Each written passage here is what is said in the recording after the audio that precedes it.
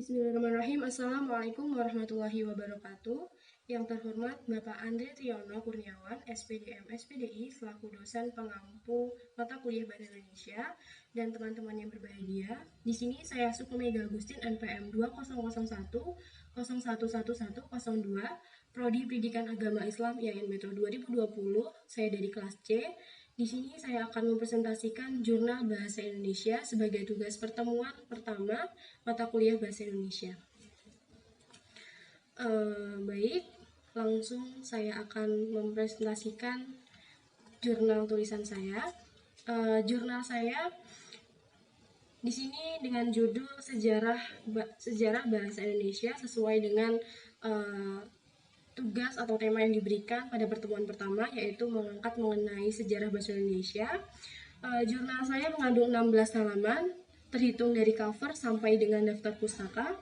Kemudian untuk yang halaman selanjutnya, yaitu abstrak, di mana abstrak pada jurnal saya yaitu menampilkan gambaran dari keseluruhan isi konsep, kemudian yang bersumber dari sebuah gagasan dalam jurnal mengenai sejarah bahasa Indonesia yang dikaji secara umum. Kemudian menyajikan gambaran singkat mengenai perkembangan bahasa Melayu yang kemudian diangkat menjadi bahasa nasional atau bahasa Indonesia. Kemudian dan yang terakhir, serta menampilkan peranan penting untuk terus menjaga dan menghargai bahasa Indonesia sebagai bahasa persatuan. Selanjutnya, untuk lembar yang berikutnya yaitu kata pengantar, di mana pada kata pengantar ini saya menyajikan ucapan syukur kehadirat Tuhan Yang Maha Esa atas karunia dan hikmah dan atas rahmat dan karunia-Nya, sehingga saya dapat menyelesaikan tugas jurnal ini dengan tepat waktu dan sampai dengan selesai. Kemudian untuk poin yang kedua, saya mengucapkan ucapan terima kasih untuk setiap pihak yang telah membantu dalam menyelesaikan jurnal sejarah ini, terkhusus untuk Bapak Andre Triyono yang telah memberikan pengetahuan mengenai sistematika penulisan jurnal, dan semua pihak yang telah membantu untuk menyelesaikan jurnal sejarah bahasa Indonesia. Kemudian untuk poin yang ketiga, saya juga mengucapkan terima kasih serta ucapan maaf atas ketidaksempurnaan jurnal yang saya tulis karena keterbatasan referensi dan kekeliruan yang tidak sengaja yang saya lakukan terhadap penulisan jurnal yang saya buat. Kemudian untuk lembar berikutnya yaitu bab pertama, di mana pada bab 1 berisi pendahuluan, berisi 3 poin. Poin A, terdapat latar belakang, di mana pada sub pendahuluan ini saya menyajikan latar belakang dengan alasan mengapa penting untuk mengetahui sejarah bahasa Indonesia, bagaimana bahasa Melayu kemudian diangkat menjadi bahasa nasional atau bahasa Indonesia. Kemudian saya juga mengangkat bagaimana untuk terus penting menjaga dan mengetahui sejarah bahasa Indonesia. Kemudian untuk poin yang kedua atau yang B, di sini saya menyajikan rumusan masalah dari latar belakang yang saya jelaskan. Saya angkat 3 rumusan masalah. Yang pertama adalah bagaimana sejarah bahasa Indonesia, yang nantinya saya akan bahas pada bab pembahasan. Kemudian yang kedua, bagaimana proses perkembangan ejaan bahasa Indonesia atau ejaan yang disempurnakan. Dan kemudian untuk rumusan masalah yang ketiga atau yang terakhir, saya membahas mengenai bagaimana kedudukan dan fungsi bahasa Indonesia. Kemudian untuk poin yang C atau poin terakhir, yaitu tujuan penulisan, di mana tujuan penulisan ini adalah jawaban dari rumusan masalah tetapi belum disajikan secara menyeluruh atau belum dijelaskan secara kompleks, tetapi hanya menjawab dari pertanyaan rumusan masalah. Di mana untuk yang pertama yaitu untuk mengetahui bagaimana sejarah bahasa Indonesia. Kemudian yang kedua untuk mengetahui proses perkembangan ejaan bahasa Indonesia yang disempurnakan, dan kemudian yang ketiga untuk mengetahui kedudukan dan fungsi bahasa Indonesia sebagai bahasa persatuan. Kemudian masuk ke dalam bab selanjutnya, itu bab kedua, dan lembar selanjutnya berisi pembahasan, di mana pada pembahasan ini saya akan membahas dan mengkaji dari pertanyaan-pertanyaan atau dari rumusan masalah yang sudah saya kaji di awal tadi di bab pertama atau bab pendahuluan.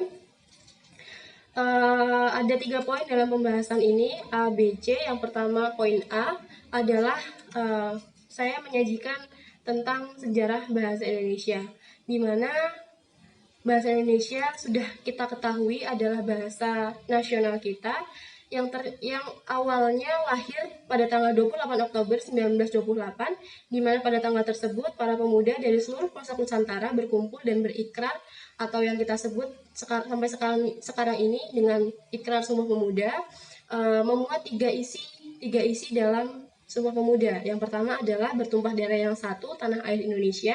Kemudian yang kedua berbangsa yang satu, yaitu bangsa Indonesia. Dan yang terakhir menjunjung bahasa persatuan, bahasa Indonesia. Kemudian dengan Sumpah Pemuda itulah bahasa Indonesia kemudian dikukuhkan menjadi bahasa nasional. Kemudian pada tanggal 18 Agustus 1945, bahasa Indonesia menjadi bahasa negara dan terkandung dalam Undang-Undang Dasar 1945 bab ke-15 pasal 36. Di sini pada bab pembahasan mengenai sejarah bahasa Indonesia, saya juga menyajikan tentang faktor-faktor yang menjadi penyebab mengapa bahasa Melayu diangkat menjadi bahasa Indonesia, karena kita ketahui bahwa bahasa Indonesia itu adalah bahasa yang bersumber dari bahasa Melayu. Di sini faktor yang pertama adalah karena bahasa Melayu sudah merupakan lingua French di Indonesia atau bahasa perhubungan dan bahasa perdagangan. Kemudian yang kedua, karena sistem bahasa Melayu yang sangat sederhana, mudah dipelajari, karena bahasa Melayu dikenal dengan beberapa tingkatan bahasa, seperti dalam bahasa kasar dan bahasa halus. Kemudian untuk yang faktor yang terakhir atau faktor yang ketiga, karena suku-suku di Indonesia sangat menerima dengan sukarela bahasa Melayu dijadikan bahasa negara Indonesia sebagai bahasa nasional. Bahasa Melayu mempunyai kesanggupan untuk dipakai sebagai bahasa kebudayaan dalam arti yang lebih luas. Kemudian di sini juga saya menampilkan beberapa upaya pemerintah dan para tokoh bahasa yang memiliki komitmen terhadap pelestarian bahasa Indonesia dengan mengadakan kongres-kongres dalam rangka membahas perkembangan bahasa Indonesia. Pertemuan yang rutin dilaksanakan ini diberi nama Kongres Bahasa Indonesia. Keberlangsungan kongres-kongres tersebut sangatlah penting bagi proses perkembangan bahasa Indonesia. Oleh karena dengan adanya Kongres Bahasa Indonesia, muatan dari bahasa Indonesia menjadi lebih komprehensif dan disesuaikan dengan perkembangan zaman. Terhitung dari sejak awal Kongres Pemuda pada tahun 1928 sampai dengan saat ini, telah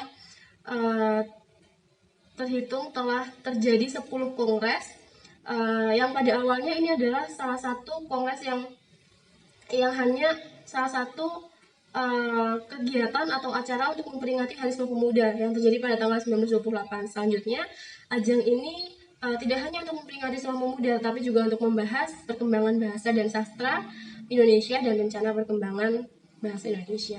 Kemudian untuk yang B, poin B atau pembahasan mengenai B, yaitu proses perkembangan ejaan bahasa Indonesia yang disempurnakan.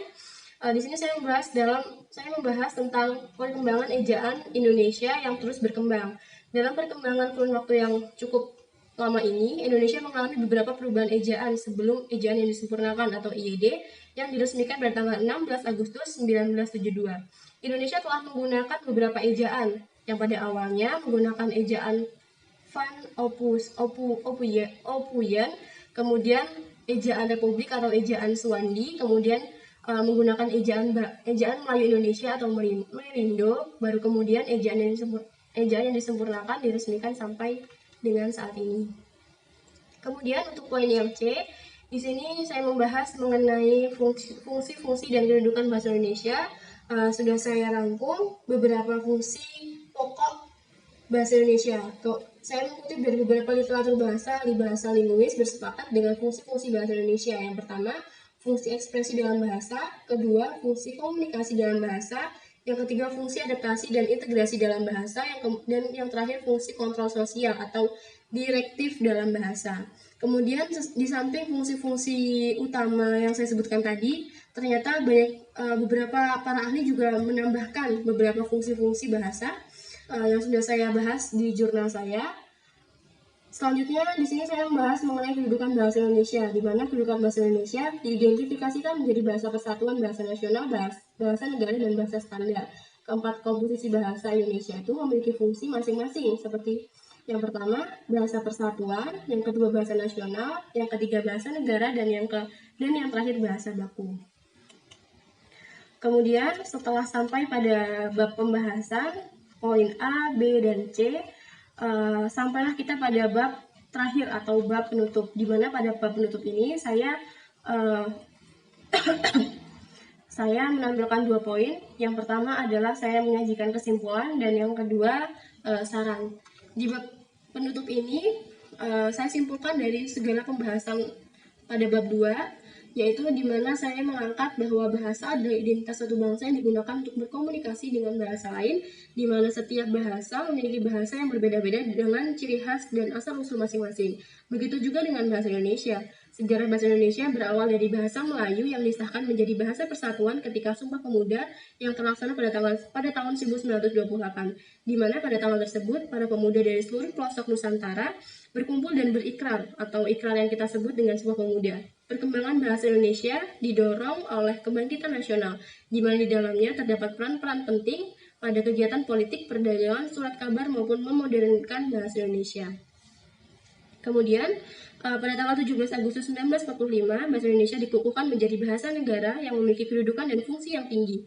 Hingga saat ini atau hingga sampai dengan sekarang ini, bahasa Indonesia menjadi bahasa yang digunakan oleh seluruh masyarakat di Indonesia. Dan pemerintah memberi perhatian khusus dengan membentuk Lembaga Pusat Bahasa dan penyelenggaraan Kongres Bahasa Indonesia. Selanjutnya, sejarah bahasa Indonesia tidak berhenti begitu saja karena perkembangannya di Nusantara semakin pesat. Hal ini diakibatkan karena sifat terbuka masyarakat Indonesia dan mudah menyerap kata-kata dari bahasa lain, baik bahasa daerah maupun bahasa asing. Bahasa Indonesia mengalami penyempurnaan dalam ejaannya pada mengikuti zamannya.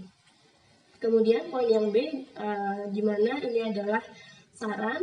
Di sini saya penulis, saya selaku penulis mengucapkan dan menyadari bahwa masih banyak sekali kekurangan-kekurangan yang terdapat pada jurnal yang saya buat ini, sehingga saya pribadi mohon maaf apabila mungkin banyak terdapat kekeliruan dalam jurnal saya, dan saya juga mengharapkan segala saran dan kritik yang konstruktif atau yang membangun demi perbaikan atau demi penyempurnaan jurnal yang saya buat. Kemudian untuk slide yang terakhir, lembar yang terakhir, di sini ada daftar pustaka, di mana di sini merupakan sumber-sumber atau referensi yang saya dapat ketika saya mengerjakan jurnal yang saya buat. Saya mengambil dari 7 referensi di sini. Yang pertama dari artikel karya Asep Abdullah, Sejarah Bahasa Indonesia, Unisa Pers 2020. Kemudian saya membuka jurnal Artefak History dan Education, kemudian modul Bahasa Indonesia. Kemudian saya juga mengutip beberapa artikel dari Bu Raisa mengenai fungsi dan kedudukan bahasa Indonesia. Kemudian beberapa jurnal online atau yang saya ambil dari internet, dari Sukata, dari Vicky Zulfikar, dan kemudian saya juga mengutip beberapa artikel dari Wikipedia Bahasa Indonesia. Mungkin sekian presentasi tugas jurnal Sejarah Bahasa Indonesia dari saya. Mohon maaf apabila terdapat kesalahan, baik yang saya sengaja maupun yang saya tidak sengaja. Saya akhiri. Wassalamualaikum warahmatullahi wabarakatuh.